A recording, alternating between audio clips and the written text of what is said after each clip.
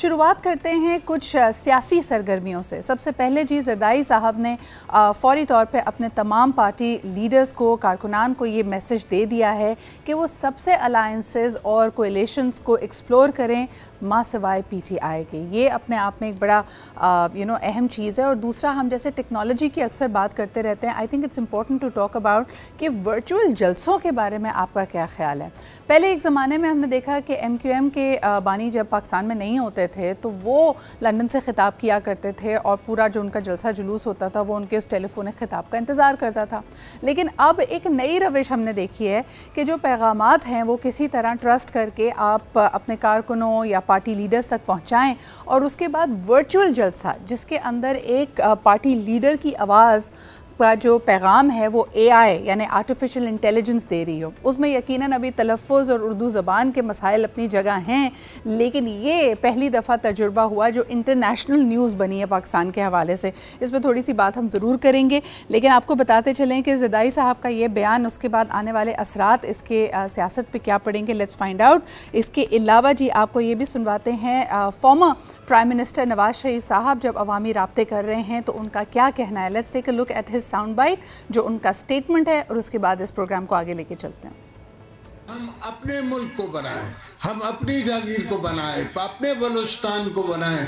बलूचिस्तान पहले, फिर बाकी सूबे बाद में। मेरी सियासत जो है ना ज़रूरत नहीं है, पर मेरी मजबूरी है, इसलिए कि मेरे कंधे पे बीबी साहब का कर्ज है, भुट्टो साहब का कर्ज है, हर हजारों जवानों का कर्ज है। यहाँ के जवान भाइयों को भुलाया हुआ है, यहाँ के लड़कों को भुलाया हुआ है, और वो भूल में उनके साथ चल रहे हैं। और मैं चाहता हूँ कि वो वापस आए। मैं चाहता हूँ कि सब वापस आएँ, सब अपने अपने घर रहें। हम उनकी यहाँ बैठ के खिदमत करेंगे। इंशाल्लाह ये दूसरे मुल्क हमें नहीं पाल सकते, ना संभाल सकते। हम खुद अपना आपको संभालेंगे। हम हैं कल का फ्यूचर, आप हैं कल का फ्यूचर, बिलावल है कल का फ्यूचर। हमने अफगानों की 5 साल 10 साल 40 साल उनकी मेहमान नवाजी की है। आज भी अफगान हमारा भाई नहीं बन रहा।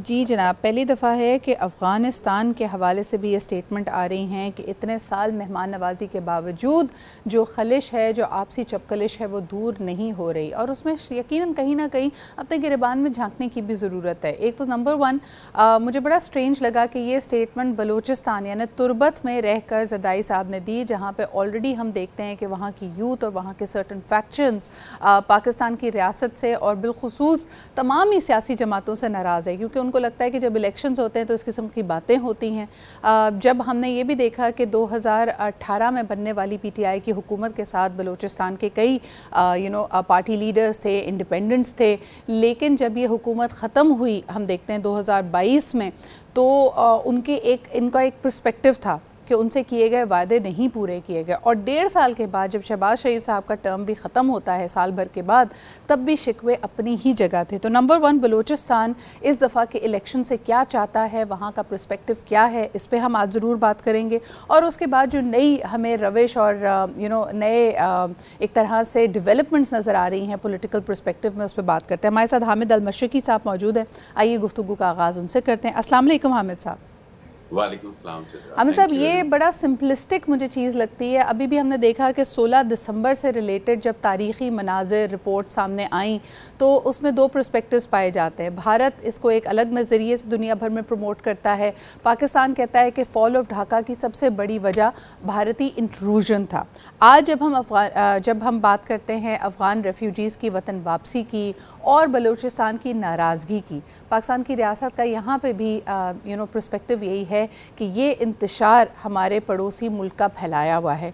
किस तरह देखते हैं आप पॉलिटिकल जो खदोखाल हैं बलूचिस्तान के आज जब हम 2024 के दहाने पे खड़े हैं?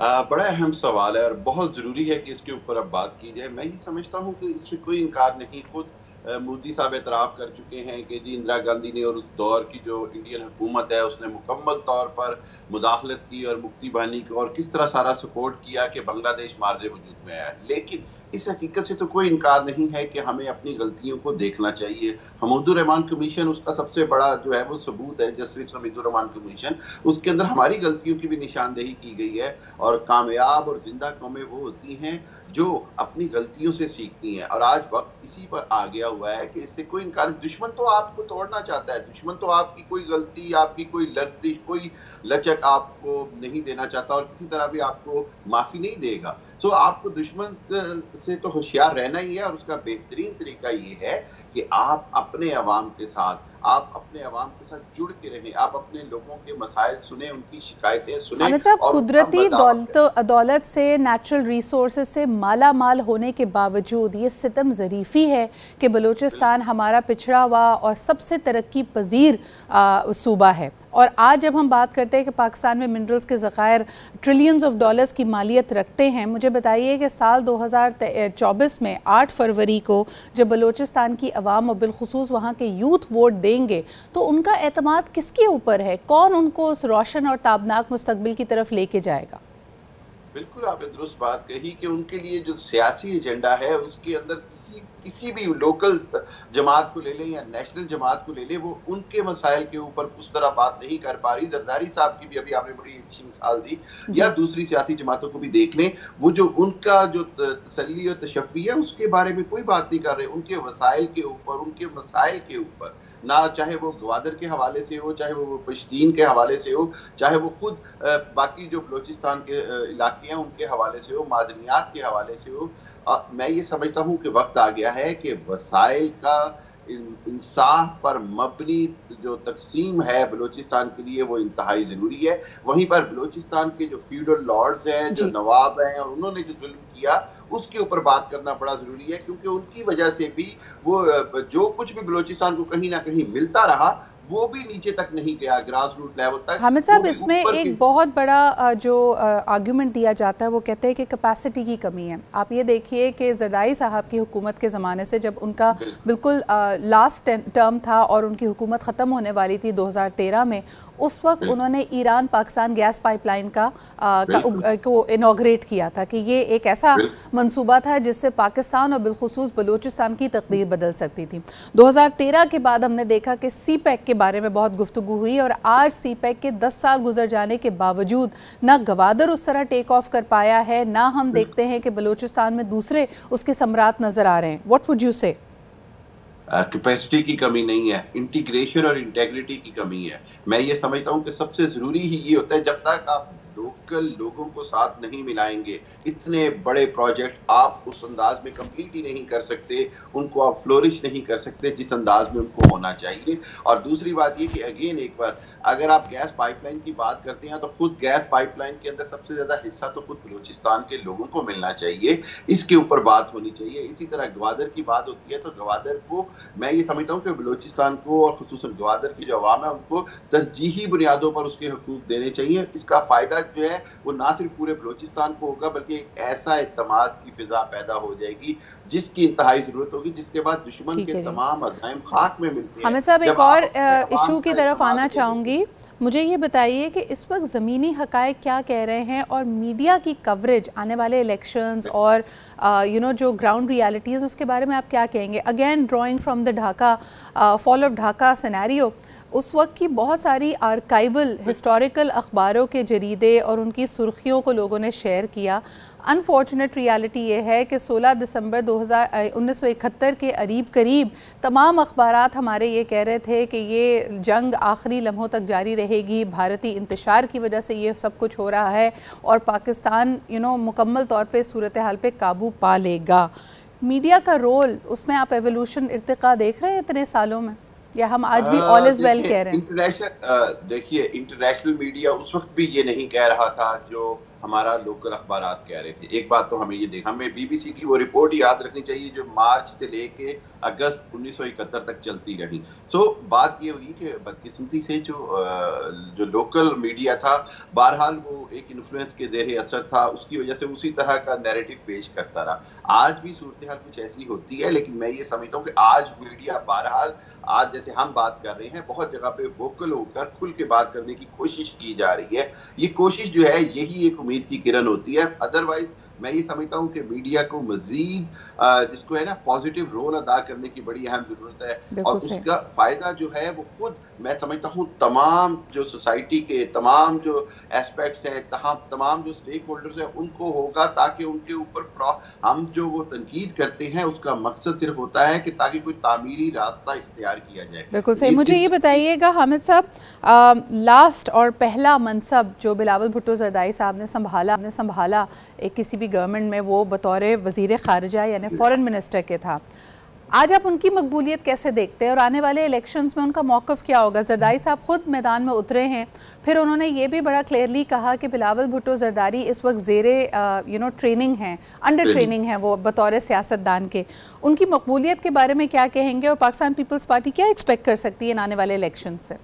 देखिए, पिछले 3-4 साल से मैं तो इस चीज को बड़ा बगौर देख रहा हूँ और देख सकता हूँ कि बिलावल ही हैं जो पीपल्स पार्टी की पॉपुलैरिटी को रिस्टोर कर सकते हैं। क्योंकि मैं ये समझता हूँ कि बिलावल के साथ तो शायद आवाम का ज्यादा एतमाद बहाल हो जाए, क्योंकि ज़रदारी साहब ने जो मुफाहमत की सियासत की है, जिसके अंदर उन्होंने शहबाज शरीफ, फजलुर रहमान और सब पार्टियों को साथ लेकर चले हैं, उससे जो पीपल्स पार्टी का अपना जियाला उन जगहों पर है जहां पर दूसरी पार्टियों की डोमिनेशन थी, वो बड़ा मायूस रहा। चाहे वो पंजाब हो, जनूबी पंजाब हो, KPK हो, बलोचिस्तान हो, क्योंकि जो जुड़े हुए लोग हैं वो पीपल्स पार्टी के ही कोई चेहरा आगे आता देखना चाहते हैं। और इस हवाले से बिलावल जो है वो बहरहाल बहुत बेहतर। और it is very interesting Hamid साहब, जो रिवायती हरीफ हैं, जितने रिवायती हरीफ हैं जिसमें आप MQM को तस्वुर कर लें, एक ज़माने में ANP तस्वुर की जाती थी, इवन PMLN और मौलाना फजलुर रहमान साहब, उनसे तो राब्ते कायम कर रहे। ज़रदारी साहब ने क्लियरली कह दिया कि सबसे राब्तों की और अलायंसेस की बात हो सकती है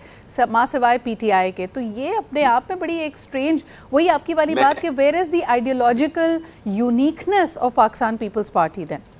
exactly, it is indeed ideological uniqueness तो है, लेकिन वहां पर मैं ये कहूंगा कि जिस अंदाज में, एक बार फिर अभी हम मीडिया की बात कर लें, कि PTI ने एक ये जो वर्चुअल जलसे से एकदम पूरे सियासी सिस्टम को सरप्राइज दे दिया है। तमाम जगहों पर चाहे में गोलियां हो रही हैं कि जी इस एक नई सिस्टम से या नया एक छोटा सा आइडिया यूज करने से एक बार फिर PTI ने अपनी स्ट्रेंथ मनवा ली है। इसलिए वो तमाम पार्टियां एक बार फिर वही समझ रही हैं कि जिस अंदाज में पिछले 16 माह की हुकूमत चलाई गई कि PTI अकेली सड़कों पर थी और बाकी मोस्टली जमातें जो थी वो इक़्तिदार का हिस्सा थी। तो इवेंचुअली चाहे वो ज़ाहिरी तौर पर हरीफ और हलीफ होकर इलेक्शन लड़े, लेकिन बहरहाल ये जो 8 फरवरी का आने वाला इलेक्शन है, ये दो आइडियोलॉजी के दरमियान होगा।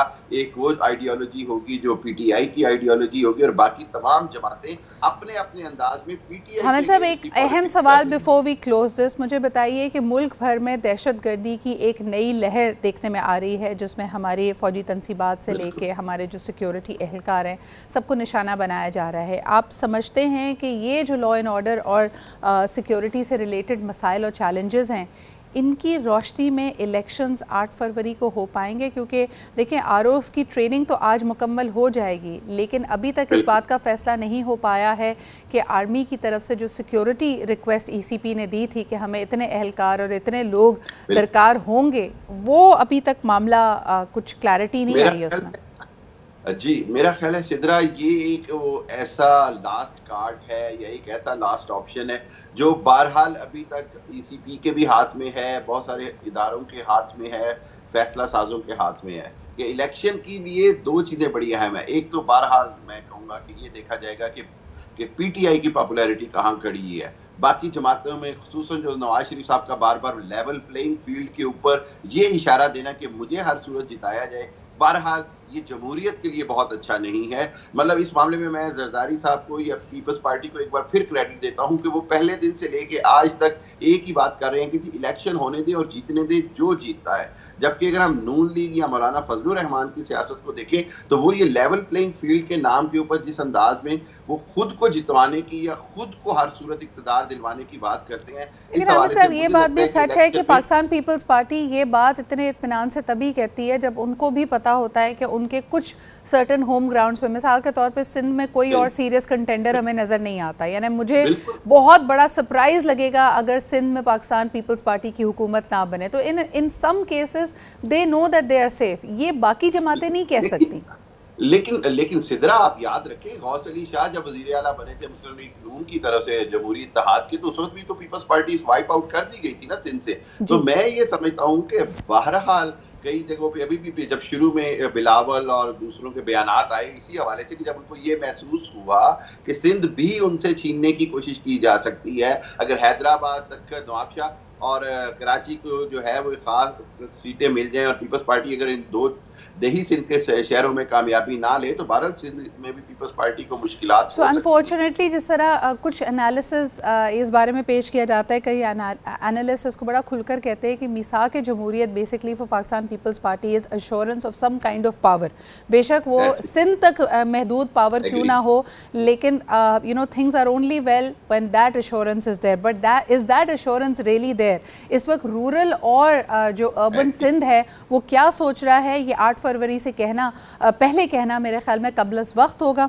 Thank you so much Hamid Al Mashriqi साहब हमारे साथ मौजूद थे।